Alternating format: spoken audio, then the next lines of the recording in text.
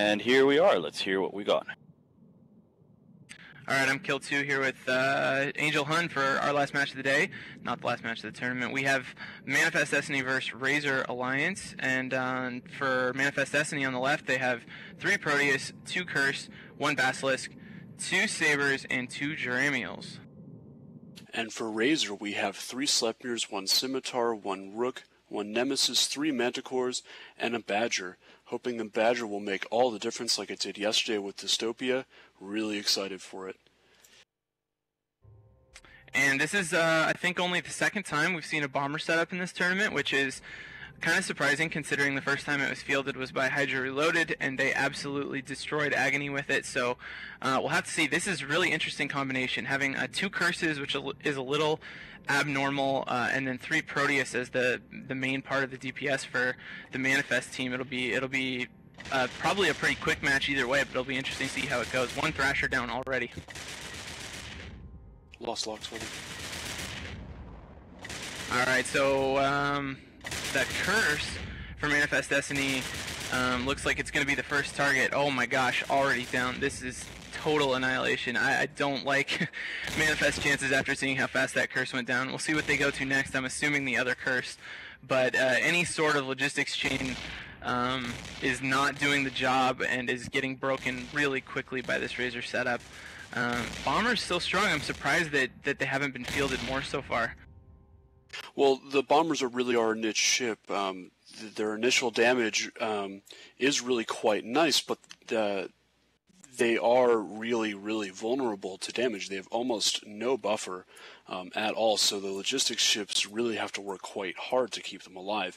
I agree they do a huge amount of damage, especially for their size, and the second Curse is down for Manifest Destiny, not looking good for them at all. Razor having a very good, solid showing. It's nice that they're balancing those Manticores and Nemesis with the heavy firepower of the Sleipnirs. It's a really good balance they have going here.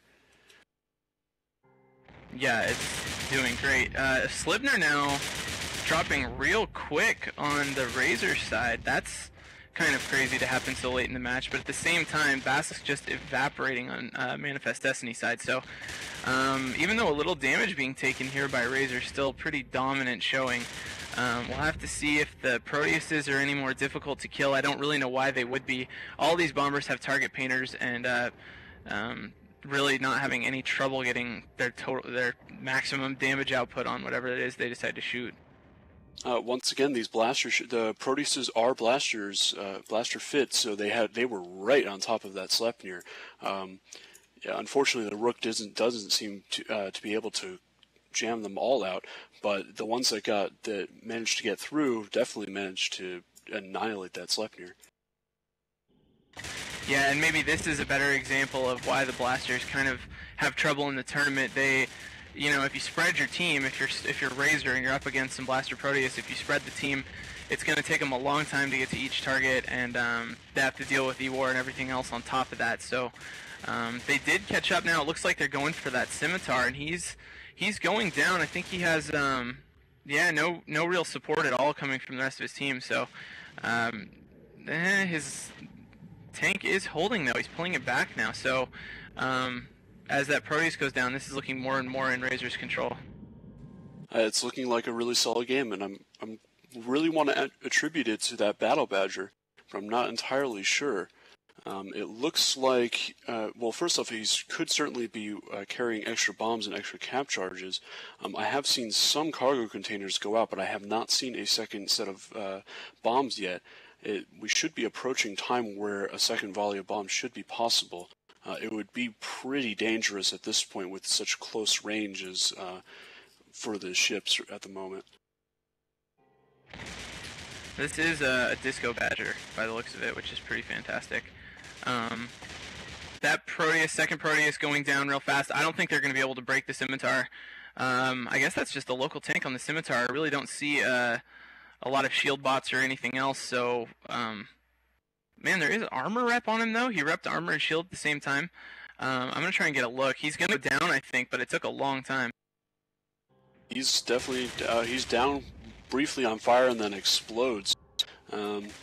The second Proteus for Manifest Destiny has gone down.